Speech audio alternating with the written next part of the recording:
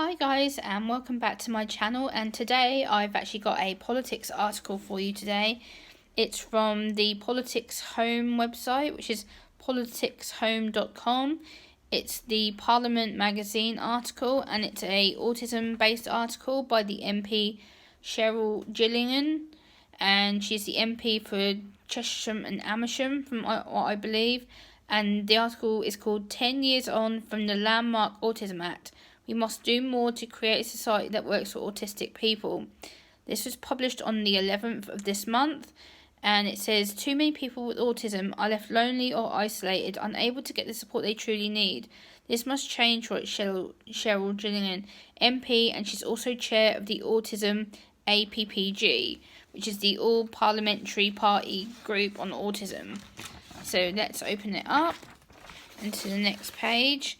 And she goes on to saying, according to new research, 2/3 of autistic adults in England are living without the care and support they need to live full independent lives. The study was undertaken by the Autism APPG, which she's proud to chair, and the National Autistic Society, and worryingly this could amount to as many as 327,000 people across England. Their needs are often overlooked because of their autism, which is in part due to lack of professional understanding of the condition. Therefore, this must change. Agree. I absolutely agree with that. I must absolutely agree with that statement. There isn't enough professional knowledge on autism or support. As someone like myself who's on the autistic spectrum, I completely agree with her comments there. Absolutely agree. Then she says, it goes on, this widespread unmet need is leading too many autistic people, both children and adults, to fall into crisis. Again, agree. Good point. Absolutely agree. Too many autistic people fall into psychiatric care, crisis, mental health crisis, same thing. So yeah, I completely agree with that, absolutely. Because they're not getting the care they need to get out and about, volunteer or work, many are left isolated, lonely, or stuck in their own homes. Again, agreed.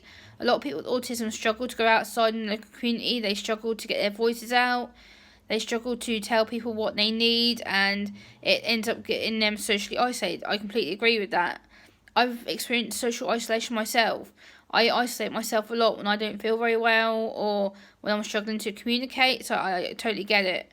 Unfortunately, this is contributing to thousands developing mental health conditions, with too many ending up in mental health hospitals because there's no available support. Again, I agree with that. Again, it's a case of the fact that autistic people do have underlying mental health issues. A lot of us will have anxiety, bipolar, personality disorders, anxiety disorders, any of that kind of stuff. It's going to be obvious and become an issue with our mental health. So again, I agree. This is due to not having appropriate treatment or support for people with autism and their families. There's no services to go to. There needs to be more support in order for us to get the appropriate support in order for us to live a more fulfilled life.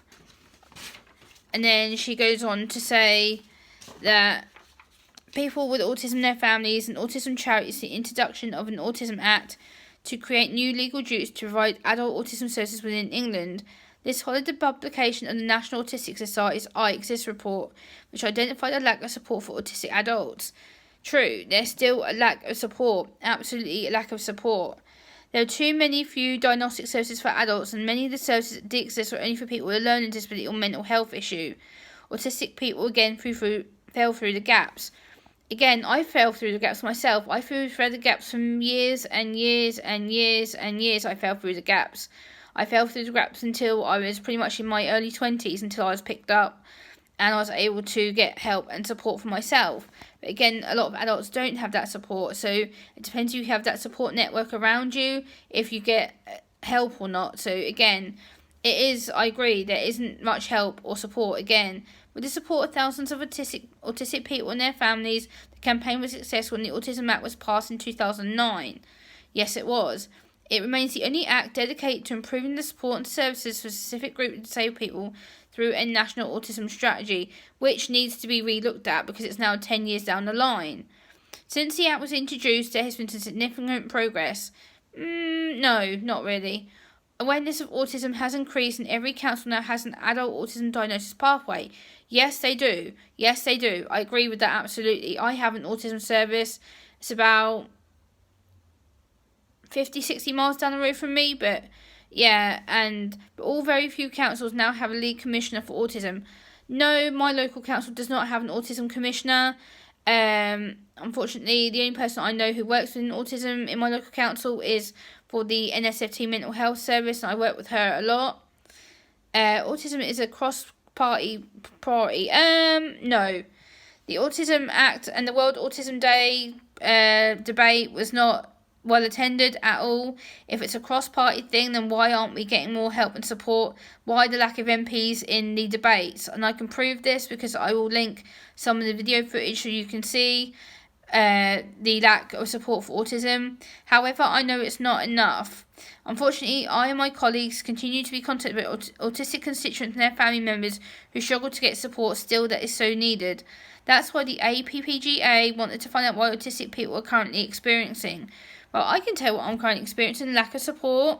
So she would job search and stuff like that. They say there's services to help us, but a lot of us don't want to speak to strangers. That's the problem. Speaking to strangers causes anxiety and mental health issues. On May 1st this year, it was an honour to sponsor the first ever autism training session for MPs here in the House. This is what Cheryl Gillian is saying. She basically sponsored a training session by the National Autistic Society where it was attended by 82 members of the House. And it gives a powerful insight into the challenges that autistic people can face, whilst giving practical guidance on how best to support people with autism in constituency advice surgeries. I hope many more talks will take part in future sessions. I'm delighted from the Prime Minister at the time was Theresa May. My penultimate question to her at PMQ is where she reinforced her own commitment to take such training.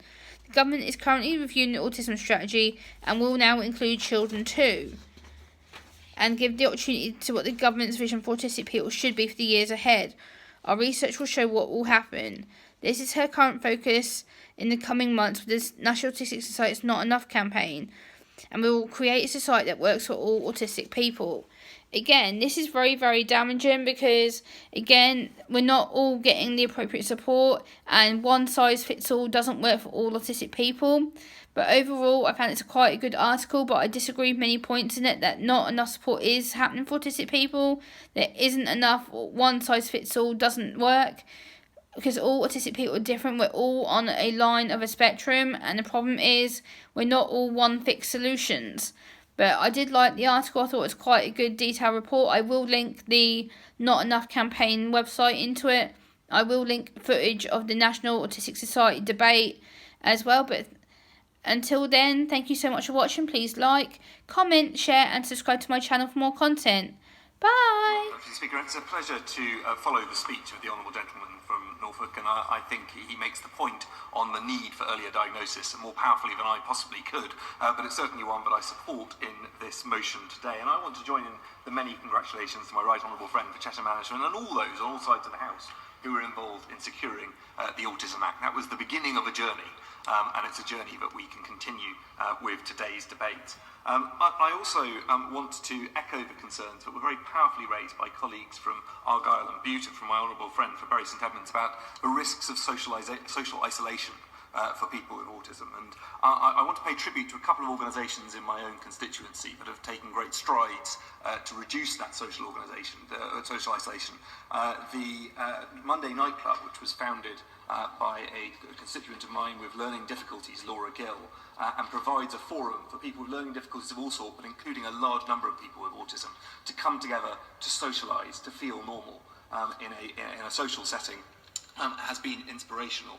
And also ASPI, the charity that I mentioned earlier, which was set up by an inspirational constituent of mine on the autism spectrum, Sarah Micklewright, who tragically, in illustrating the point that my right honourable friend made about the lower life expectancy of people on the spectrum, died aged only 38 2 years ago next week. But she has left a remarkable legacy in Worcester of a house which was bought by her parents for the community, where people on the spectrum can come together, can socialise, can share ideas, and where I've been very privileged to visit on other occasions and be able to be teased for my neurotypical behaviour, and to be teased for my inaccurate cake cutting, among other things, on the date of their birthday. But it is a fantastic organisation, and it's played a part not only in helping reduce that risk of social isolation, but also in inspiring people to come together and believe in themselves and believe in their capacity to work and to actually create businesses for people on the spectrum. And many other members have made the point very powerfully about the talents of people on the spectrum and the need to unleash those. We've heard about the evidence in the Economist article. I want to pay tribute to the founders of an organisation called Wits End Wizardry, which is a web design company which was launched out of Aspie in Worcester and entirely staffed by people on the spectrum.